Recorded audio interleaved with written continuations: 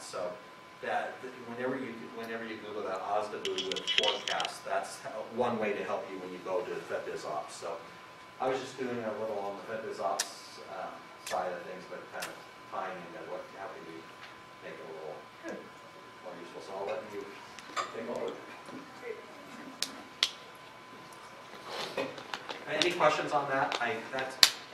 That's doing a lot of your market research, actually, what I was doing very quickly. And we'll get more into that as we help identify the markets you should be looking at and the folks and getting you the exact, the folks you should be talking to directly. So. Did you get a chance to actually go through FedBizOps? No, I did not get the slides on that. Okay. I showed them the But how to get to the actual page, that's perfect. Okay. Good. So what I'm going to ask you to do tomorrow afternoon, and you can either work here to do that or you can do it back at your facility, is to find 3 RFPs for each of your NAICS codes. And what I want you to do is just read through each of the 3 for your NAICS codes and figure out whether or not you would have to change your products or services to be able to meet those government requirements. I'm asking you to do 3 for each NAICS code so that you get a full breadth and scope of what different customers within your NAICS code are looking for, because that'll help you position yourself as you go through government. One thing I didn't share with them that might be helpful, and I can find the link, get the link for you, is you can do government spending by NAICS code, and it will share all the federal agencies, and then it will outline under them the NAICS code, so that you can understand. You might not realize that Department of Interior does this amount under that NAICS code. So someone's already done your homework for you, so that you can target agencies a little easier rather than just throwing something against the wall and hopefully get it. So I'll provide you the link of where you can search by NAICS code and agency spending under that NAICS code. So I'll get that to you to get out there. All right. Well, as soon as you get it to me, I'll shoot it out to you. Great.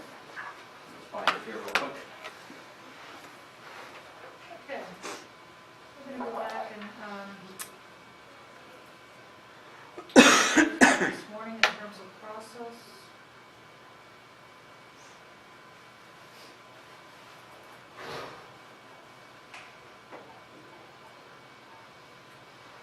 Okay, so what we're going to answer the question, with this section of how does the contractor win federal business.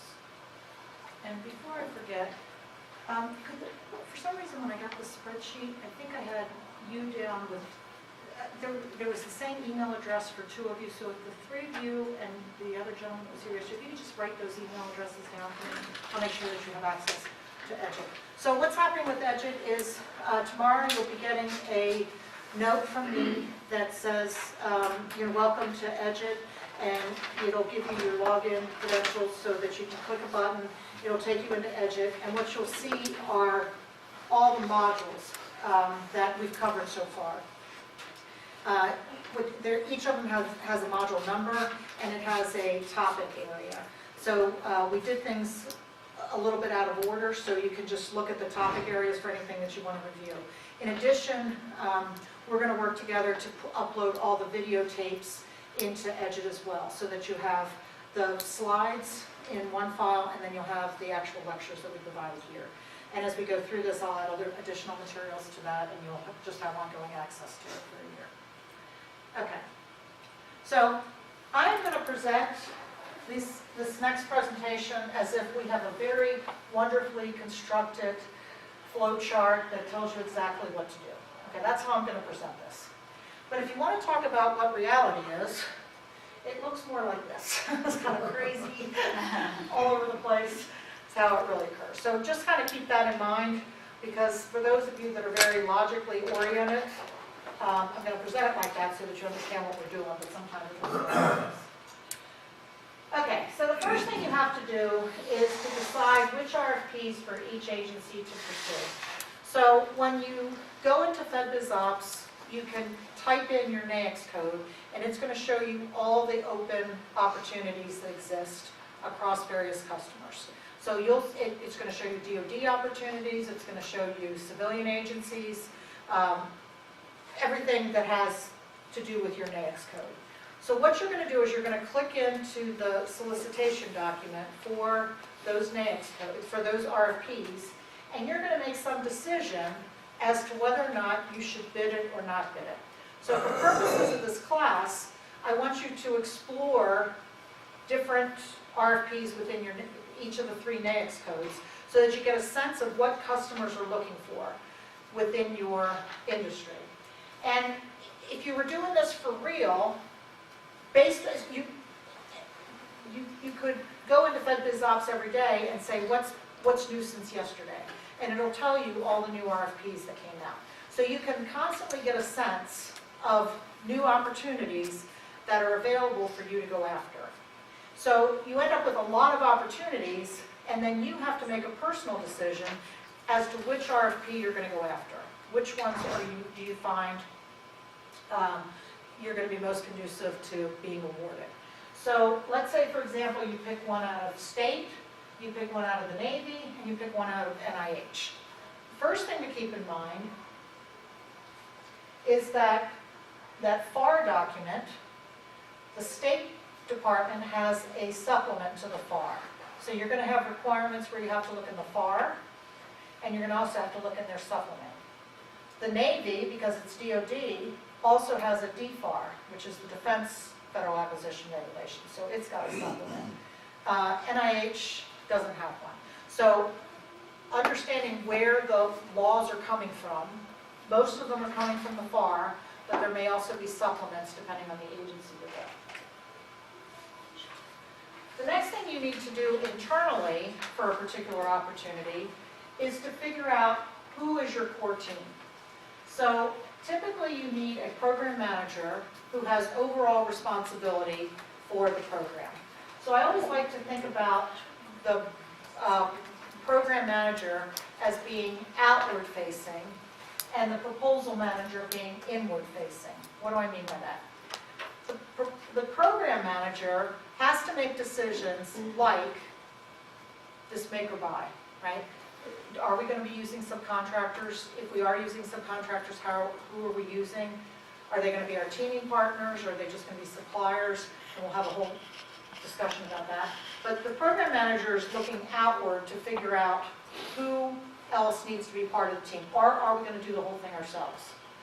The program manager is also responsible to your senior leadership, your CEO, to rationalize why your company should invest in this particular opportunity and not invest the money someplace else in a different opportunity. So they're justifying this opportunity to your senior leadership.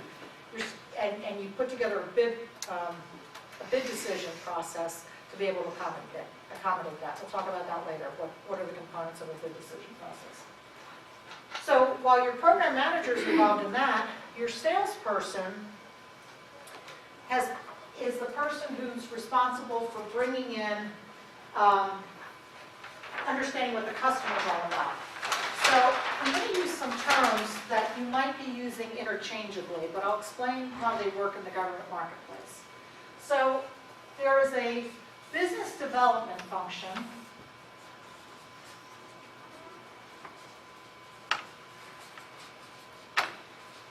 and there's a sales function.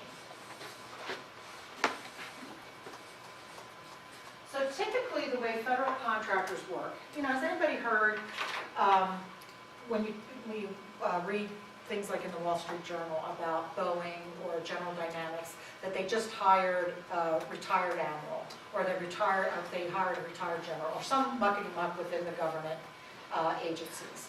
And they've hired them. Why do you think they've hired them? Yeah, contacts, they understand what the agency was thinking about.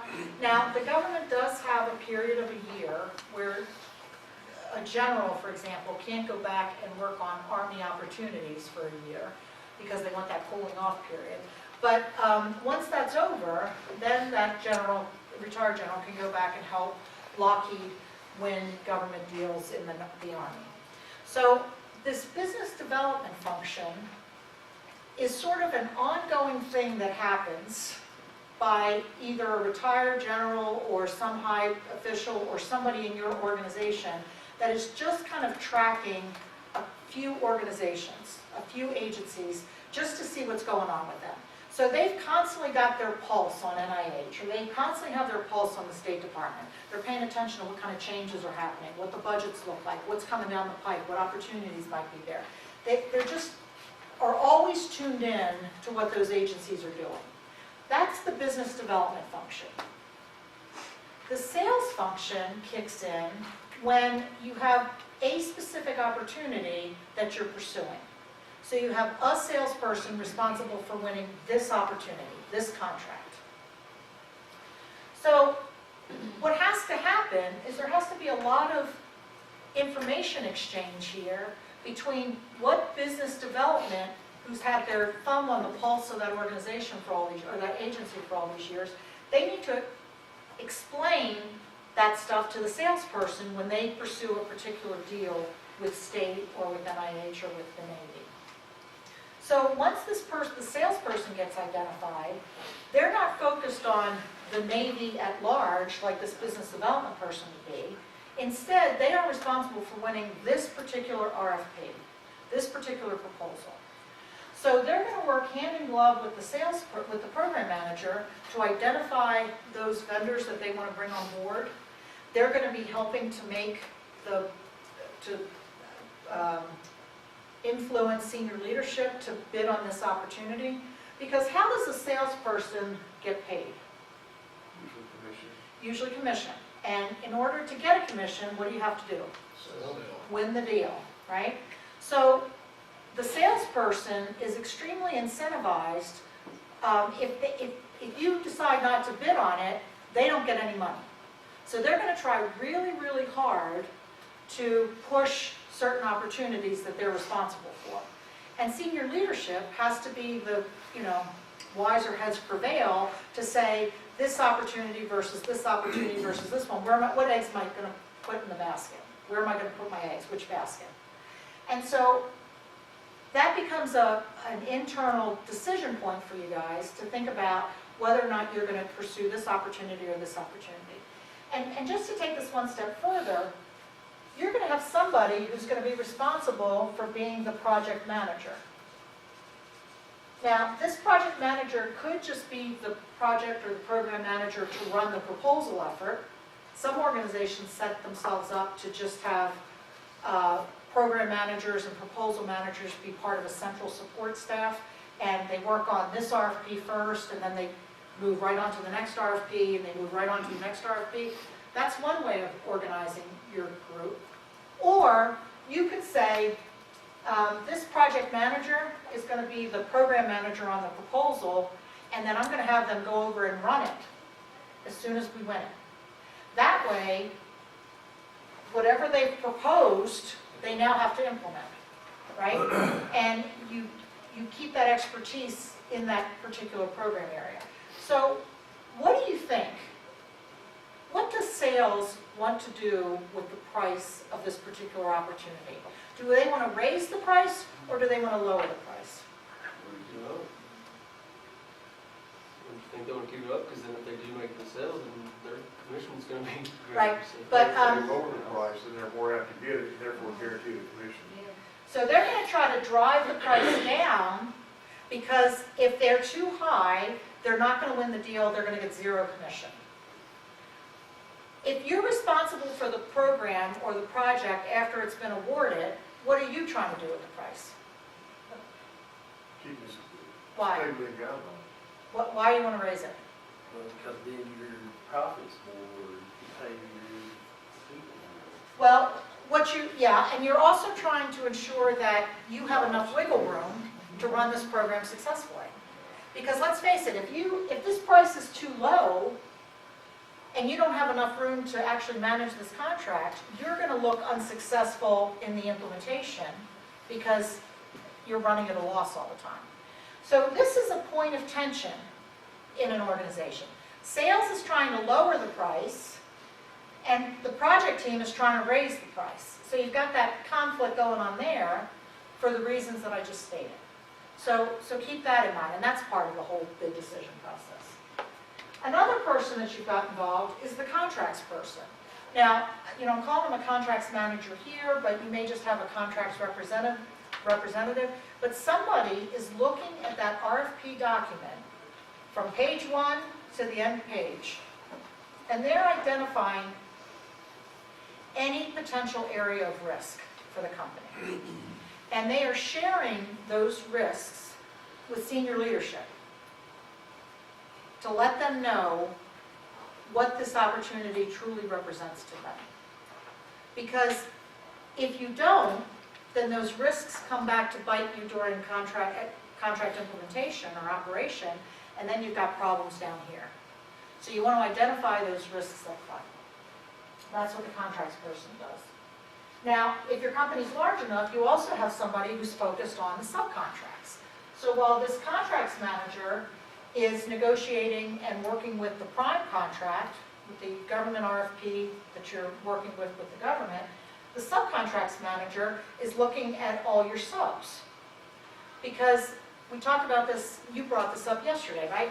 You want to make sure that whatever you as the prime have to step up to with the government, that either you're going to do that on the contract or your subs are going to do it, but that you have subcontract language that protects you to make sure they're doing the same thing you're responsible for. So you don't have any case where you have committed to the government to do something and your sub's not committing to you, now you've got a risk area. So you always want to make sure that the subcontracts have all the appropriate language in them. Your technical manager develops your solution and the volume of the proposal called the technical volume. That's what outlines your whole solution. So your technical volume will address all the elements that are in Section C of the RFP. Section C was the statement of work, and your technical volume will address all of those things. And the technical manager, and whatever team you have supporting them, helps you write the technical volume. Now keep in mind, you know, I've worked for very large companies, and then I've been an entrepreneur, where I've worked by myself. Very large companies have teams of people doing all this, but they're also going after $500 to $1 billion contracts. When you're going after something smaller and you're in a small company, people are going to be wearing different hats, right? You might be doing invoicing and contracts, right? There's a whole lot of overplay. So don't pay attention to, oh my God, I need 1, 2, 3, 4, all these different people. Just think about these are the functional areas that have to be covered. And you figure out how you make it work. Sometimes your RFPs require you to do a management volume. What's a management volume? How you're going to manage the contract after award. So in your management volume, you want to express to the government that you've been a functioning organization for X number of years and that you have processes in place to run your commercial business, and you're going to take those same commercial processes and tweak them to handle government business. And you explain what those processes are. So they might ask you how you're going to handle a task order. How are you going to handle quality? How are you going to manage your subcontractors? They may also ask you, who are the key personnel on this contract? Now, key personnel is sort of a unique term in the government. In some RFPs, the government just says, tell us what your organization chart's going to look like for this contract. So you'll show a program manager, you'll show your contracts person, your technical team, all that stuff. And you just draw an organization chart. But sometimes the government tells you that certain positions on this contract are designated key. And what that means is that for those specific positions, the government is going to impose some additional requirements on you. So for example, they might say that key person has to be on the contract for 90 days. Has to. Why do you think the government would have a rule like that? If he's a key person that knows the software, how it was written, for example, we want him around to make sure it gets rid of the hiccup, Right, and we can get it fixed quickly. right. Because what some companies do, let's say I'm really good, let's just pretend, and my company bids me on a whole bunch of deals. And then we start winning deals. Now, all of a sudden, I'm overextended on all these deals, and I'm not giving anybody the amount of time that they need. So the government wants to make sure that if they're reviewing my personal resume, that I'm going to be on this contract for 90 days or 180 days or 360